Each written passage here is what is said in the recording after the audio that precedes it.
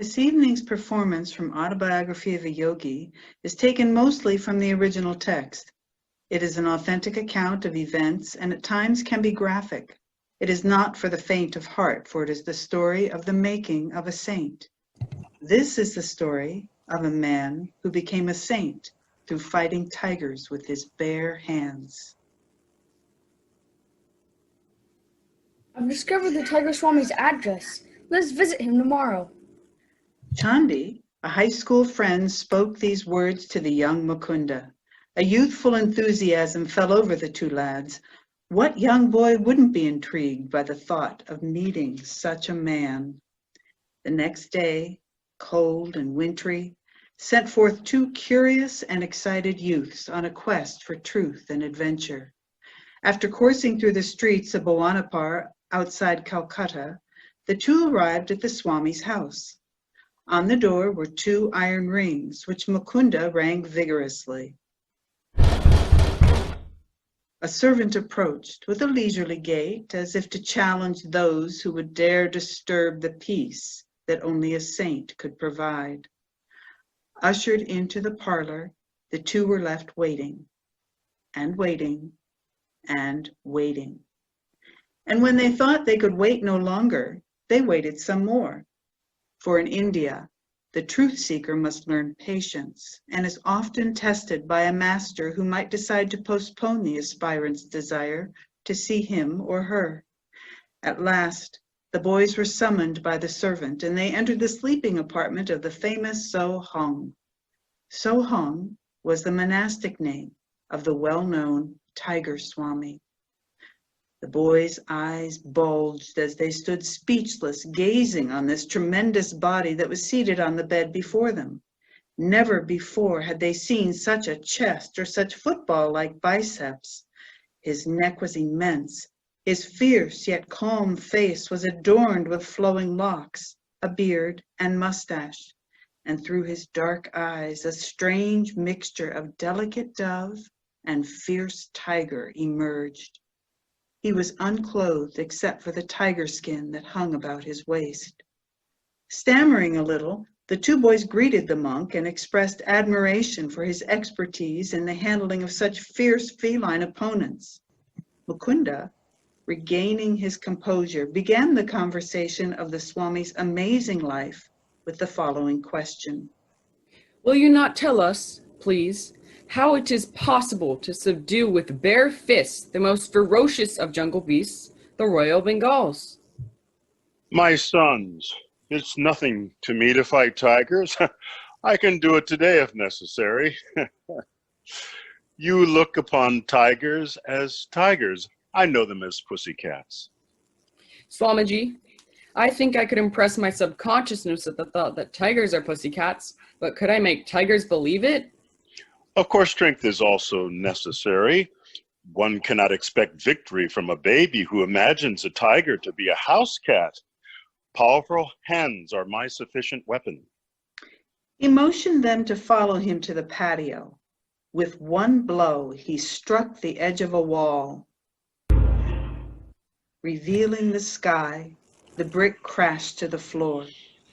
In astonishment, Mukunda thought, That man could remove the tooth of a tiger with a similar blow. A number of men have physical powers such as mine, but still lack in cool confidence. Those who are bodily but not mentally stalwart may find themselves fainting at the mere sight of a wild beast bounding freely in the jungle. The tiger in its natural ferocity and habitat is vastly different from the opium-fed circus animal. Many a man with Herculean strength has nonetheless terrorized into abject helplessness before the onslaught of a Royal Bengal. Thus, the tiger has converted the man in his own mind in a state of as nerveless as a pussycat's. It is possible for a man owning fairly strong body and an immensely strong determination to turn the tails on the tiger and force it to a conviction of pussycat defenselessness. How often have I done just that? Mind is the wielder of muscles. The force of a hammer's blow depends on the energy applied. The power expressed by a man's bodily instrument depends on his aggressive will and courage. The body is literally manufactured and sustained by mind. Through pressure of instincts from past lives, strengths or weaknesses percolate gradually into human consciousness. They express as habits, which in turn ossify into a desirable or undesirable body. Outward frailty has mental origin. A vicious circle, the habit-bound body thwarts the mind. If the master allows himself to be commanded by a servant, the latter becomes autocratic. The mind similarly, enslaved by submitting to bodily dictations. Do you think, revered Swami, that I could ever fight tigers? It was the first and last time that Mukunda thought about and asked that question. The Swami smiled. Yes, but there are many kinds of tigers. Some roam in the jungle of human desires. No spiritual benefit accrues by knocking beasts unconscious. Rather, be victorious over the inner prowlers. Please, sir, will you tell us more of your own life? Mukunda was in full belief that this giant of a man was capable of the feats that he described.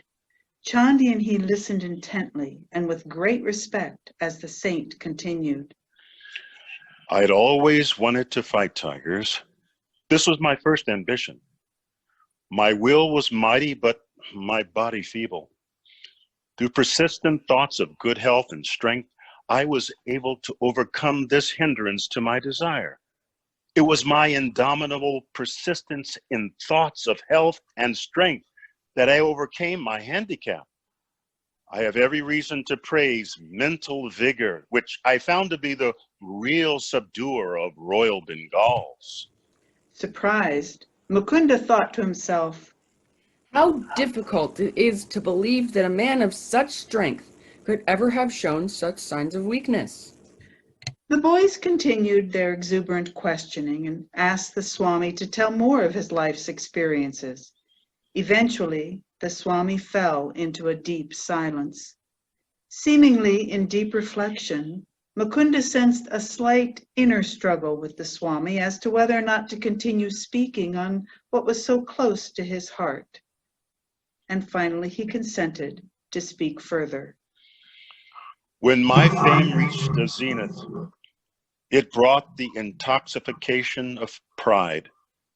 I decided not only to fight tigers, but to display them in various tricks. My ambition was to force savage beasts to behave like domesticated ones. I began to perform my feats publicly with gratifying success. One evening, my father entered my room in a pensive mood. Son, I have words of warning. I would save you from coming ills, produced by the grinding wheels of cause and effect. Are you a fatalist, Father? Should superstition be allowed to discolor the powerful waters of my activities? I'm no fatalist, son, but I believe in the just law of retribution as taught in the Holy Scriptures. There is resentment against you in the jungle family. Sometime it may act to your cost. Father, you astonish me. You well know what tigers are, beautiful but merciless.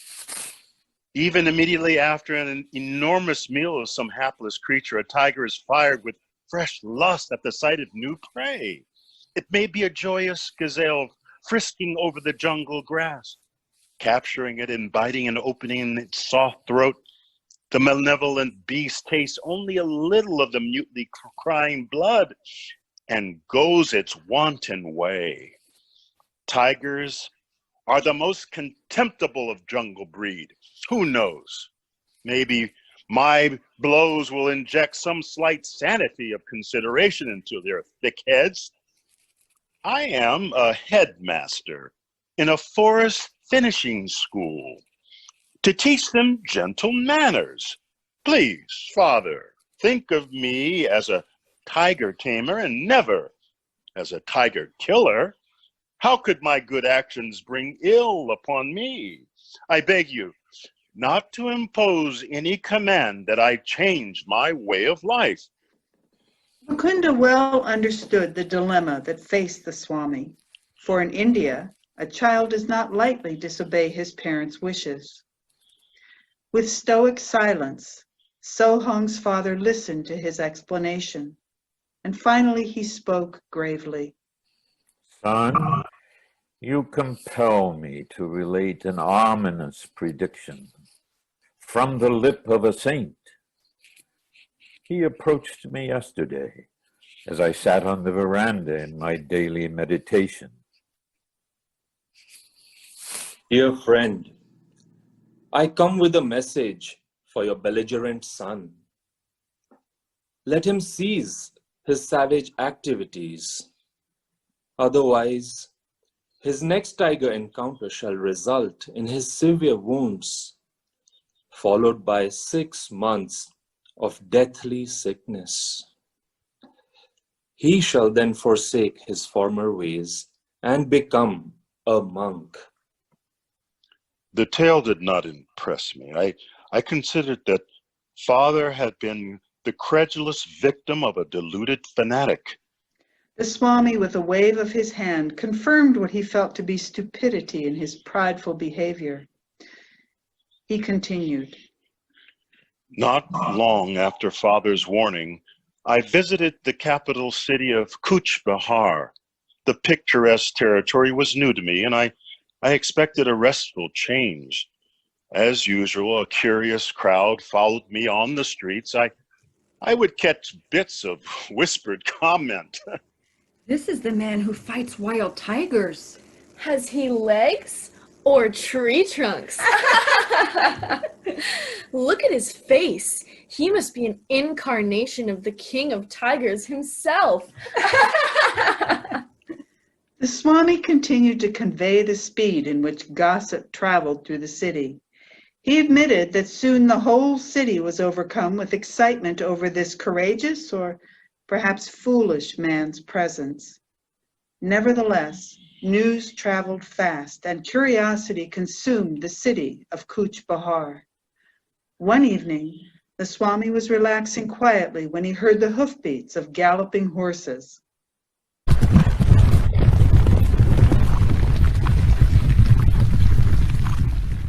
They stopped in front of the place where he was staying.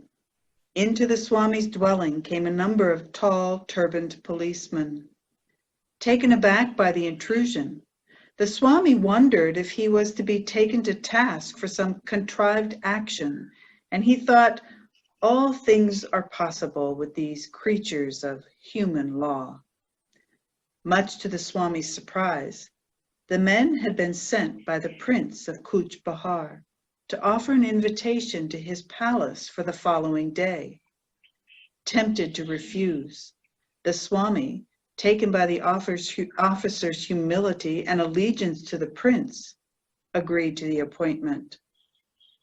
I was bewildered the next day to be escorted from my door into a magnificent coach drawn by 4 horses. A servant held an ornate umbrella to protect me from the scorching sun. I enjoyed the pleasant ride through the city and the woodland outskirts. The royal scion himself was at the palace door to welcome me. He proffered his own gold brocaded seat, smiling, placing himself in a chair of simpler design. I thought to myself, all this is going to cost me. And sure enough, the prince began to convey his motives after a few exchanges of pleasantries. My city is filled with the rumor that you can fight wild tigers with nothing more than your naked hands. Is it a fact? It's quite true. I can scarcely believe it. You are a Calcutta Bengali, nurtured on the white rice of city folk. Be frank, please. Have you not been fighting only spineless, opium-fed animals? I vouchsafed no reply to his insulting question. I challenge you to fight my newly caught tiger, Raja Begum. If you can successfully resist him, bind him with a chain, and leave his cage in a conscious state, you shall have this royal Bengal. Several thousand rupees and many other gifts shall also be bestowed. If you refuse to meet him in combat, I shall blaze in your name throughout the state as an impostor. His insulting words struck me like a volley of bullets. I shot an angry acceptance. Half risen from the chair in his excitement, the prince sank back with a sadistic smile. I was reminded of the Roman emperors who delighted in setting those Christians in bestial arenas. The match will be set for a week hence. I regret that I cannot give you permission to view the tiger in advance. Whether the prince feared that I might seek to hypnotize the beast or secretly feed him opium, I know not. I left the palace noting with amusement that the royal umbrella and the luxurious coach were now missing. The following week, I methodically prepared my mind and body for the coming ordeal. Through my servant, I learned the fantastic tales. The saint's direful prediction to my father had somehow got abroad, enlarging itself as it ran. Many simple villagers believed it. It's an evil spirit, cursed by the gods. It's reincarnated as a tiger at night, one of its demonic forms. I know, and during the day, it's a striped animal. The gods have sent this so-called tiger to humble this killer.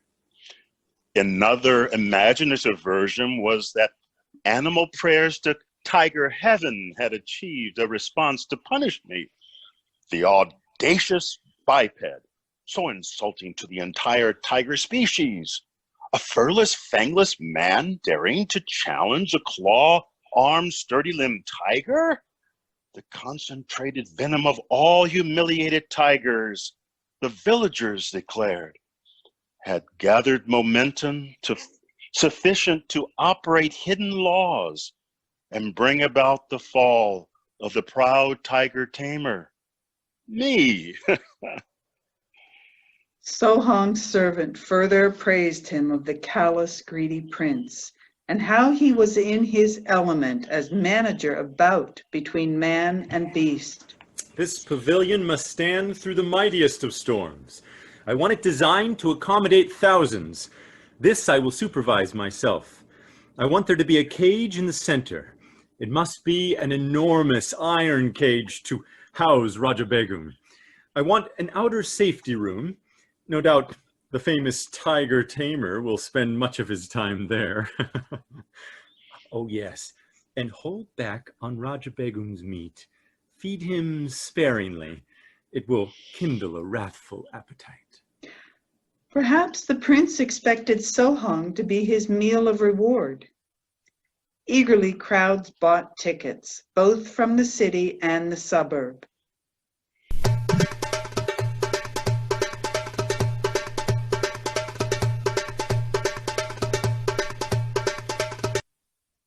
The day of the battle, hundreds were turned away. Many men broke through the tent openings or crowded any space below the galleries. Chandi and Mukunda's excitement mounted as the story climaxed. A piercing sound came from Raja Begum. And there was a gasp from the somewhat fearful crowd. And then Sohong quietly made his entrance. Scantily clad only around the waist, he was otherwise unprotected. He opened the bolt on the safety room and calmly locked it behind him. The Raja of Tigers senses blood, and he's giving a welcoming gesture by throwing himself against the cage.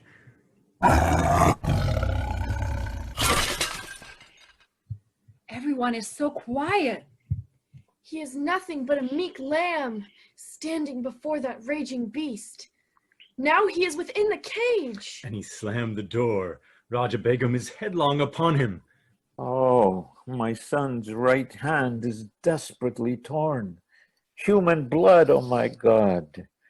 The greatest treat any tiger could know. The prophecy of the saint is coming true. I rallied instantly from the shock of the first serious injury I had received. Banishing the sight of my gory fingers, I thrust them beneath my waistcloth. I swung my left arm in a bone-cracking blow. The beast rolled back, swirled around the cage, and sprang forward viciously. My famous fistic punishment rained on his head. As I suspected, a taste of blood is like wine to the tiger. He thinks he can fight him off with only one hand? He's no match for claws and fangs. My God, there's blood everywhere. Shoot him! Shoot him now! Get the tiger! Shoot him! Kill the tiger! Shrieks arose from the audience. So fast did man and beast move that a guard's bullet went amiss. I mustered my will force, bellowed fiercely, and landed a final concussive blow. The tiger collapsed and lay quietly. Like a pussycat. Yes, like a pussycat. So, the great Raj Begum is conquered at last. He's forcing open his jaw and putting his head in. He's insane. Gracious sir, you really did that? You put your head in his mouth? The Swami nodded slowly as he remembered the foolhardy act. I looked around for a chain. Pulling one from a pile on the floor, I bound the tiger by his neck to the cage doors. In triumph, I walked toward the door. But Raja Begum had the stamina of his demonic reputation. With an incredible lunge, he snapped the chain and leapt onto Sohang's back.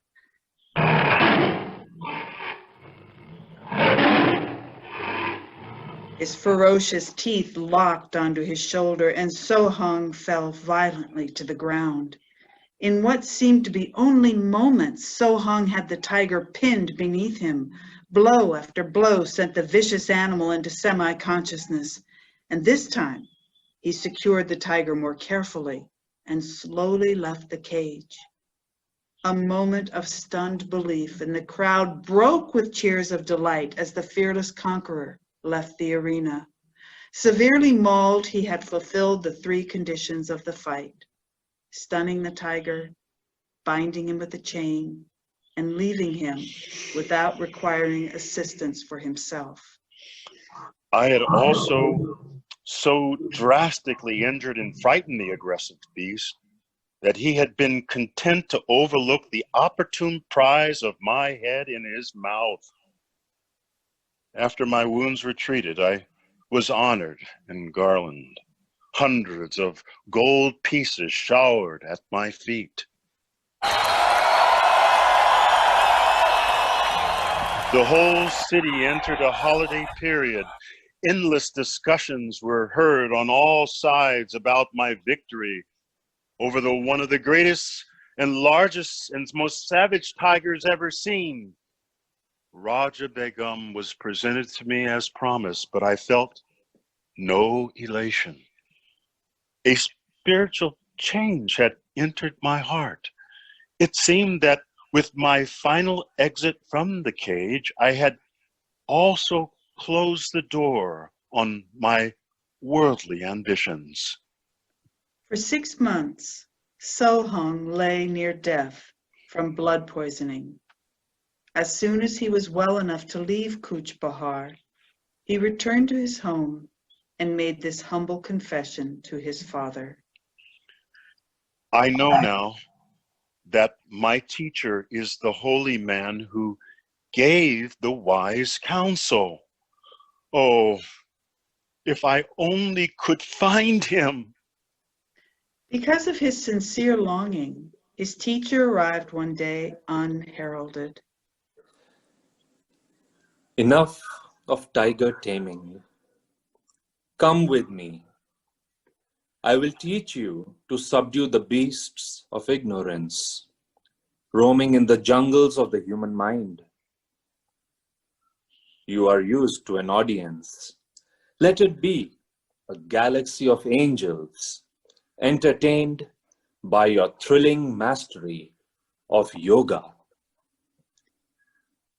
Sohang was initiated into the spiritual path by his saintly guru. He opened soul doors rusty and resistant with long disuse. Hand in hand, they soon set out for Sohang's training in the Himalayas. Chandi and Mukunda bowed at the Swami's feet, grateful for his vivid outline of his cyclonic life. The boys felt amply repaid for the long probationary wait in the cold parlor.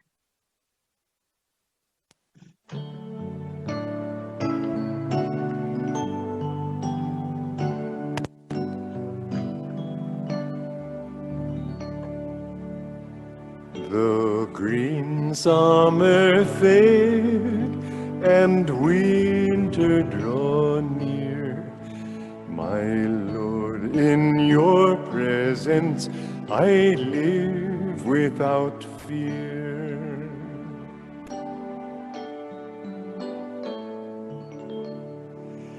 Through tempest, through snows, through turbulent tide, the touch of your hand is my strength and my guide.